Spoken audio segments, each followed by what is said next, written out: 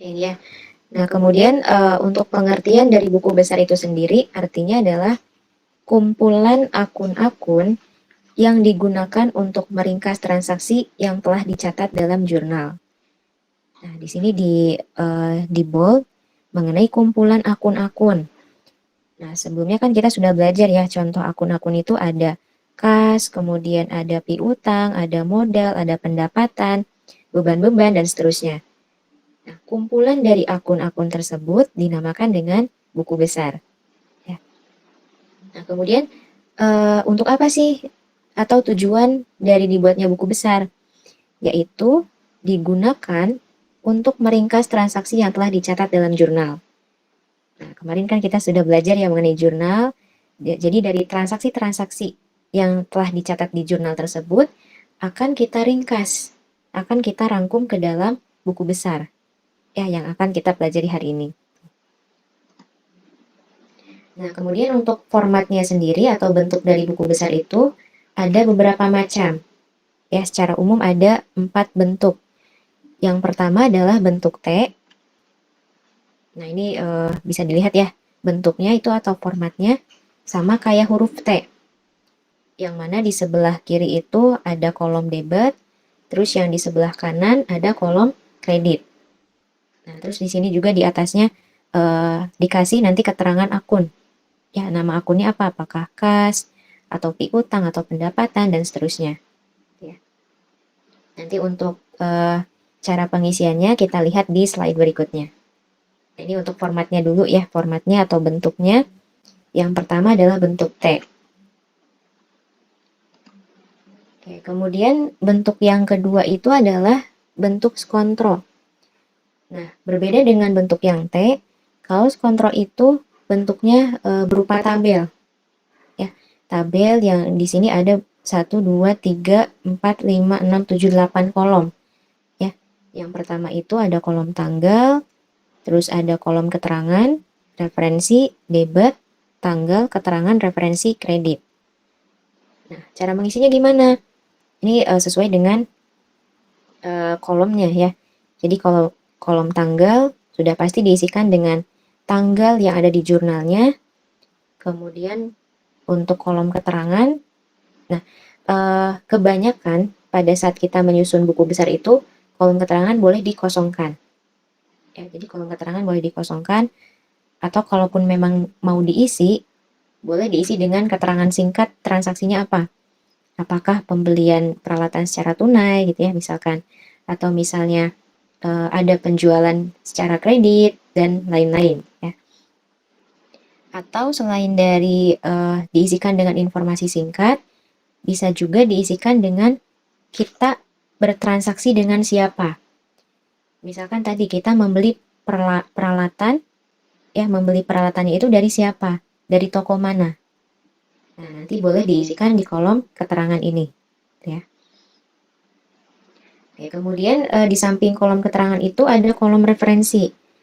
Nah, ini untuk kolom referensi bisa diisikan dengan halaman jurnalnya.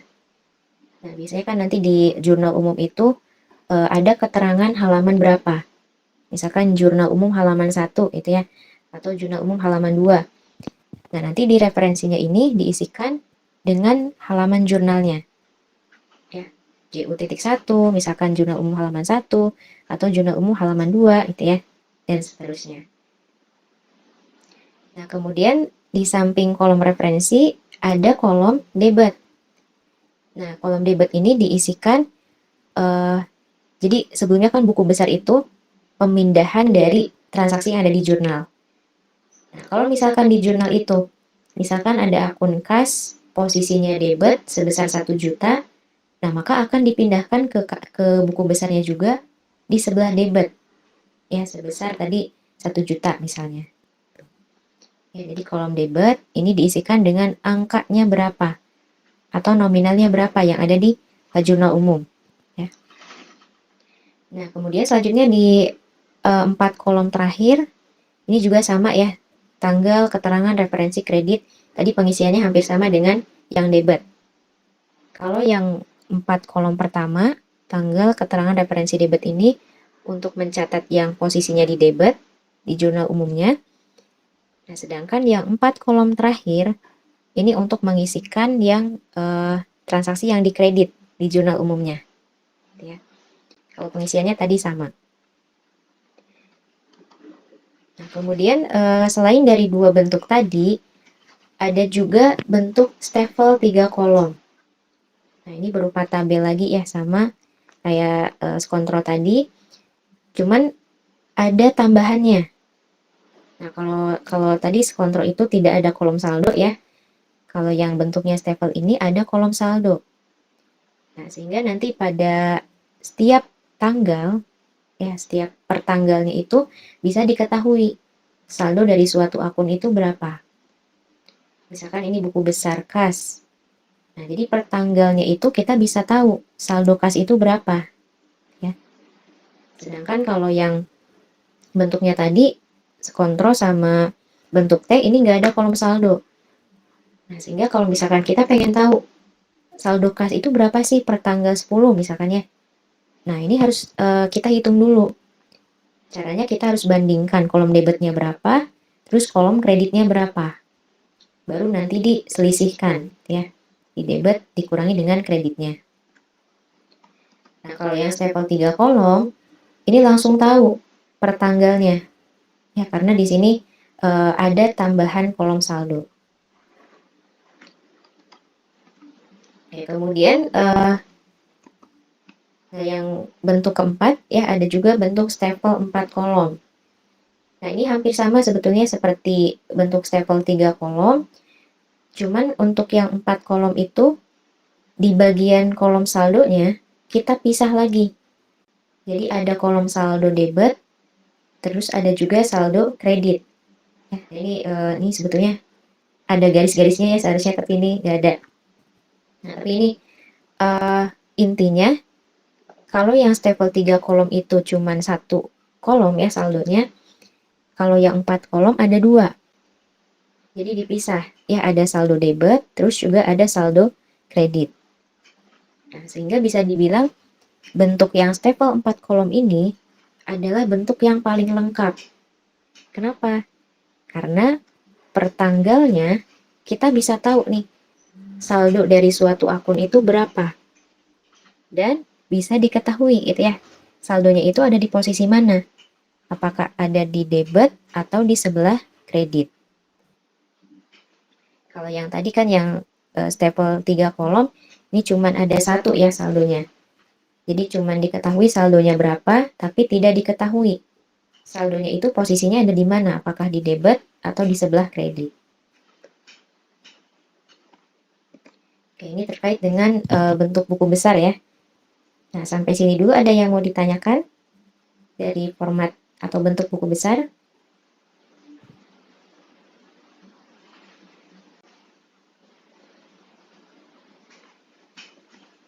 Oke, kalau nggak ada, biar lebih jelasnya mungkin nanti lihat contoh aja ya. Nah, kita lanjutkan ke materi terkait dengan kode akun dalam akuntansi. Nah, ini juga penting ya, penting dipahami oleh teman-teman karena pada saat kita menyusun buku besar pasti akan berhubungan dengan yang namanya kode akun. Nah, di sini untuk contohnya ada ya, akun kas, misalkan kode akunnya 111, terus piutang usaha 112, peralatan 121 dan seterusnya. Nah, pertanyaannya, apakah kode-kode akun yang ada di sini ada artinya enggak ya? Atau ada maknanya enggak? Atau cuman kita itu menuliskan sembarang angka gitu. Nah, jadi kode akun yang ada di sini ini ada maknanya, teman-teman. Ya. Nah, tapi yang perlu diingat saja oleh teman-teman itu yang angka pertamanya. Ya, yang perlu diingat itu yang angka pertamanya. Untuk yang angka berikutnya, angka kedua, angka ketiga, nah itu sebetulnya boleh fleksibel. Gitu. Tergantung pada perusahaannya. Ya. Karena bisa jadi antara satu perusahaan dengan perusahaan yang lain, kode akunnya berbeda. Cuman ya yang yang wajib tahu gitu ya oleh teman-teman, yang wajib dihafal itu kode akun yang pertamanya saja, angka yang pertamanya. Nah, contohkan kita misalkan yang kode akun kas ya. Nah, ini kodenya 111. Nah, ini ada maknanya, ya ada artinya. Jadi untuk yang angka pertama, angka 1 ini, dia menunjukkan kelompok akun harta. Ya, jadi 1 itu ingat untuk menunjukkan kelompok akun harta, menyimbolkan harta, gitu ya. Terus kalau teman-teman lihat di sini, utang usaha itu diawali dengan angka 2. Nah, jadi 1 itu untuk harta, ya, 2 itu utang, 3 itu modal, 4 pendapatan, dan 5 itu untuk beban. Nah, itu yang harus diingat aja ya oleh teman-teman. Jadi angka 1 harta, 2 utang, 3 modal, 4 pendapatan, dan 5 untuk beban. Nah, selanjutnya untuk yang angka kedua, nah di sini angka kedua dari kas itu angka 1 ya. Nah, angka 1 ini menunjukkan golongan akunnya apa. Nah, ini kas itu masuknya ke golongan harta lancar ya. Nah, jadi untuk harta lancar ini oleh perusahaannya disimbolkan dengan 1. Tapi nanti bisa saja ya di perusahaan yang lain misalkan harta lancar itu dikodekan dengan angka 2. Nah, itu nggak masalah ya. Yang terpenting angka yang pertamanya. Kalau kas kan masuknya ke harta. Jadi harus diawali dengan angka 1. Nah, kemudian untuk yang angka ketiga dari kas itu adalah angka 1. Nah, barulah dari angka terakhir ini, ya angka ketiga, dia menunjukkan kode akun dari si kasnya. Nah, jadi kode akun dari si kasnya itu disimbolkan dengan angka 1. Nah, selanjutnya kalau kita lihat piutang usaha, ini kan masih kelompok akun harta dan golongannya adalah harta lancar. Nah, berarti kalau ada harta lancar yang lain, tadi kan 1 sudah dipakai ya oleh kas. Nah, selanjutnya kalau piutang usaha berarti tinggal diurutkan. 1, 1, 2. Nah, kalau ada lagi, misalnya golongan akun harta lancar yang lain, ada sewa dibayar di muka misalkan ya, berarti tinggal diurutkan. Harta, termasuknya ke harta, 1, gitu ya. 1, 1, 3. Dan seterusnya ya. Nah, ini untuk peralatan juga sama, peralatan masuknya kelompok harta. Terus kenapa di sini di angka keduanya angka 2 ya? Karena peralatan itu masuknya ke golongan harta tetap. Jadi sudah berbeda dengan kas sama piutang usaha. Nah, jadi ini untuk kode akun dalam akuntansi nggak perlu dihafal ya. Yang terpenting teman-teman ingat untuk angka awalnya itu 1 harta tadi ya, 2 utang, 3 modal, 4 pendapatan, sama 5 untuk beban. Oke, kemudian nah, terkait dengan buku besar juga, materi buku besar ini, teman-teman itu akan melakukan yang namanya posting.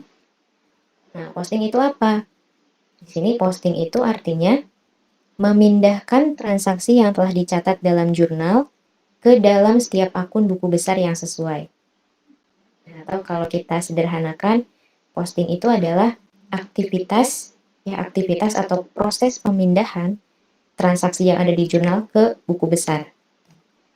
Jadi prosesnya itu atau aktivitasnya itu dinamakan dengan posting. Nah, ini yang perlu dipahami oleh teman-teman, bahwa proses posting itu, ya tadi proses pemindahan dari jurnal ke buku besar, mengacu pada pencatatan debit atau kredit pada jurnal. Nah, yaitu bila dalam jurnal dicatat dalam sisi debit dari suatu akun, maka dalam buku besarnya untuk akun yang sama juga harus di debit. Nah, jadi misalkan kalau di jurnal umumnya ada kas di debit ya, posisinya di debit sebesar 10 juta, maka pada saat dipindahkan ke buku besar kasnya harus di debit juga sebesar 10 juta. Nggak boleh misalkan di jurnalnya di sebelah debit, tapi kita pindahkan ke sebelah kredit. Jadi harus sesuai ya, kalau debit ke debit, kalau kredit ya kita pindahkan ke sebelah kredit. Nah, untuk langkah-langkahnya ini, yang pertama pada saat proses posting itu, pindahkan tanggal transaksi pada jurnal umum ke kolom tanggal pada buku besar. Nah, di jurnal umum kan ada kolom tanggal ya, kita mencatat tanggal berapa, Nah, nanti tanggal tersebut akan kita pindahkan ke tanggal buku besar, di tanggal kolom buku besar. Nah, kemudian setelah kita pindahkan tanggalnya, lalu pindahkan jumlah debit dan jumlah kredit pada jurnal umum ke dalam kolom debit dan kredit pada buku besar. Nah, tadi kan di buku besar itu ya formatnya ada kolom debit sama kolom kredit. Nah, nanti dipindahkan angkanya ya dari jurnal ke debit atau kredit. Kalau di jurnalnya di debit, kita pindahkan ke debit. Kalau kredit ya kita pindahkan ke sebelah kredit. Lalu yang ketiga itu, proses posting adalah masukkan nomor halaman pada jurnal dalam kolom referensi di buku besar. Nah, tadi terutama yang bentuknya tabel itu ada kolom referensi ya. Nah, kolom referensi di buku besar nanti diisikan dengan nomor halaman jurnalnya. Misalkan jurnal umum halaman 1. Berarti kita catat JU.1. Atau jurnal umum halaman 2 berarti JU.2 ya.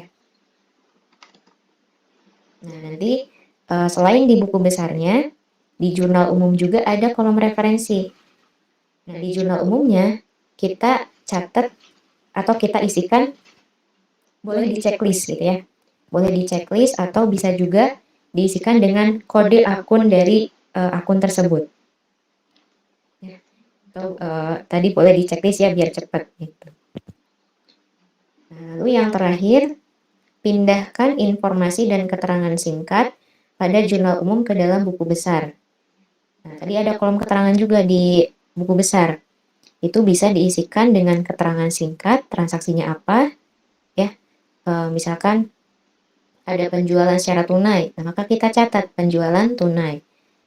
Atau tadi selain dari informasi singkat, ya, bisa diisikan dengan nama perusahaannya siapa yang berhubungan.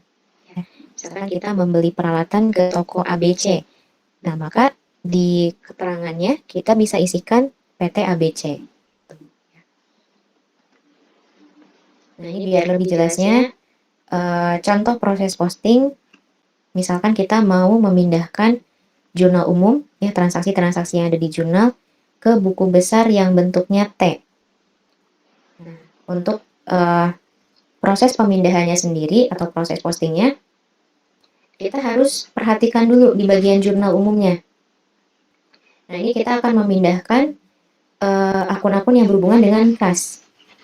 Nah, berarti kita perhatikan di jurnal umum itu ada nggak yang akunnya kas, ya.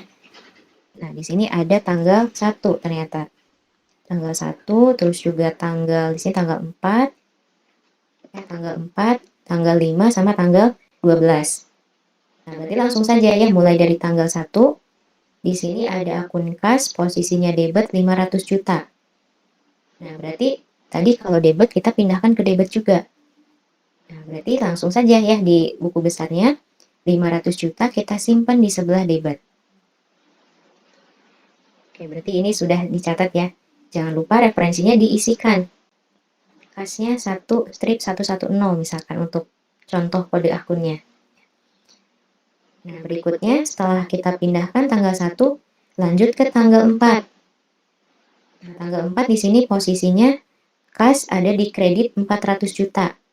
Berarti kredit kita pindahkan ke sebelah kredit, yaitu sebesar 400 juta. Ya. Nah, berarti tanggal 4 juga sudah. Berikutnya kita pindahkan tanggal 5. Nah, tanggal 5 di sini kasnya di kredit 30 juta. Berarti tanggal 5 kita pindahkan ke kredit 30 juta. Dan terakhir di sini ada kas posisinya debit yang sebesar 55 juta. Nah, berarti tanggal 12 kita catat di debit sebesar 55 juta. Nah, berarti ini sudah tidak ada lagi ya, sudah kita pindahkan semua. Nah, terakhir kita hitung saldo akhirnya. Saldo akhir dari kas. Nah, caranya kita hitung dulu nih debit kreditnya berapa. Nah, coba yang posisi debitnya, yang kolom debitnya totalnya berapa nih? 500 juta, 55 juta. Ya. 550 5 juta. Oke, betul. 555 juta. Kalau kreditnya? 430 juta. Ya, 430 juta ya. Nah, sekarang kita bandingkan nih antara total debitnya dengan total kreditnya. Berapa jadi selisihnya? 555 juta dikurangi 430 juta.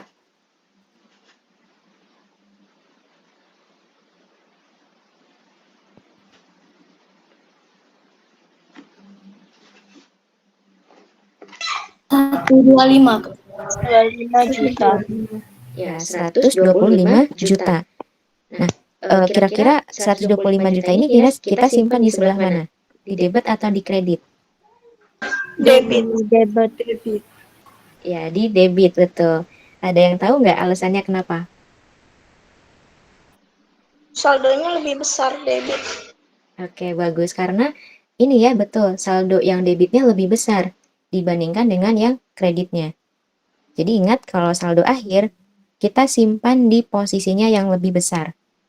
Kalau lebih besarnya yang debit, berarti kita simpan ke debit. Tapi kalau yang lebih besarnya di kredit, kita simpan ke sebelah kredit. Ya. Nah, ini berarti sudah kita ketahui saldo akhir dari kas adalah 125 juta. Berarti ini sudah selesai ya untuk akun kas. Nah, untuk akun modal, akun tanah, sewa di badi muka ini boleh dibuat satu-satu kayak gini ya formatnya. Karena untuk satu akun harus dibuat satu format seperti ini. Oke, yang ini ada yang mau ditanyakan? Yang buku besar T?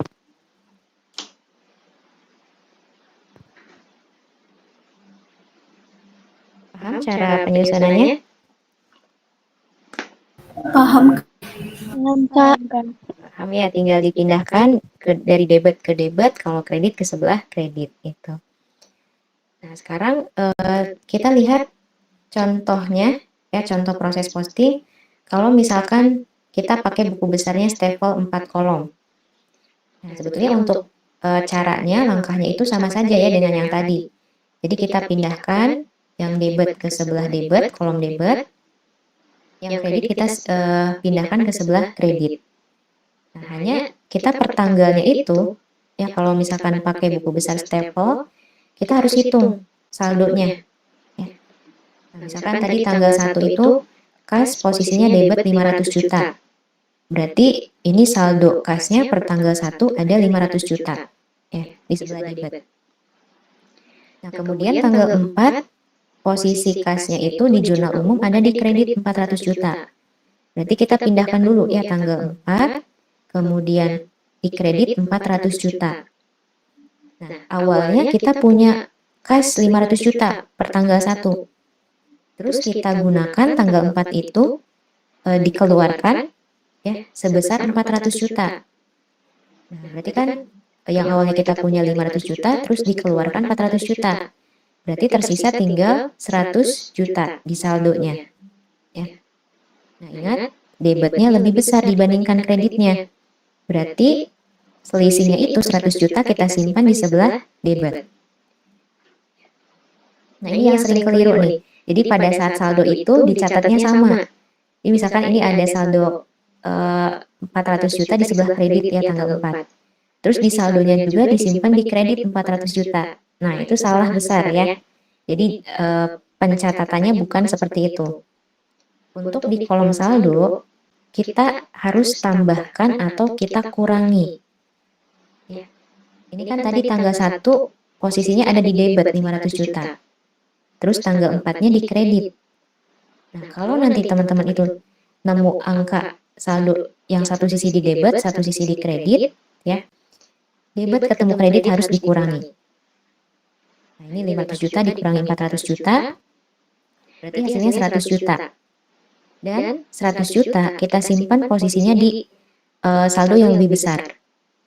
Nah, tadi kan yang lebih besarnya di debit ya 500 juta. Makanya 100 juta kita simpan di sebelah debit. Nah, terus kalau sudah kita lanjut ke tanggal 5. Tanggal 5 posisi kas di kredit 30 juta. Nah, berarti kita catat dulu ya ke kolom kredit 30 juta. Nah, baru kita saldonya hitung lagi. debit. Tadi kita lihat tanggal 4 saldonya di debit 100 juta. Ketemu tanggal 5 kolom kredit 30 juta. Nah, berarti 100 juta dikurangi 30 juta. Hasilnya adalah 70 juta. Nah, ini karena tadi 70 juta itu 70 juta ini kenapa di debit? Karena 100 jutanya lebih besar dibandingkan dengan 30 jutanya. Nah, terakhir tanggal 12 kas posisinya debit 55 juta. Nah, berarti kita pindahkan dulu. Tanggal 12 posisinya di debit 55 juta. Nah, baru di saldonya kita tambahkan atau kita kurangi. Nah, tadi kan tanggal 5 kita punya saldo kas 70 juta. Ketemu tanggal 12 saldonya debit lagi 55 juta. Nah, kalau debit ketemu debit atau kredit ketemu kredit itu ditambah. Tapi kalau kredit ketemu debit atau sebaliknya debit ketemu kredit dikurangi. Ya. Nah, ini debit ketemu debit berarti 70 juta ditambah 55 juta. Hasilnya adalah 125 juta di sebelah debit. Ya. Nah, ini berarti sudah selesai. Kita sudah tahu saldo akhir dari kasnya adalah 125 juta di sebelah debit. Dan kalau kita perhatikan ini saldonya sama seperti yang bentuknya T tadi. Ya. Nah, ini bentuk yang T saldonya sama 125 juta. Jadi meskipun kita menggunakan buku besar T, buku besar kontrol, stapel, pasti hasilnya akan sama ya saldo akhirnya. Nggak berpengaruh untuk formatnya mau yang A atau mau yang B, hasilnya pasti akan sama. Ya. Jadi ini terkait dengan penyusunan proses posting ke buku besar stapel 4 kolom. Nah, sampai sini ada yang mau ditanyakan dulu? Nanti kita bakal praktek ya. Jadi sebelum ada Misal yang kreditnya lebih besar itu cara ngitungnya gimana? Oke, ya tadi kan ini untuk contoh di sini debitnya yang lebih besar ya. Nah, gimana kalau misalkan kreditnya yang lebih besar? Nah, berarti misalnya ini kita ganti deh 500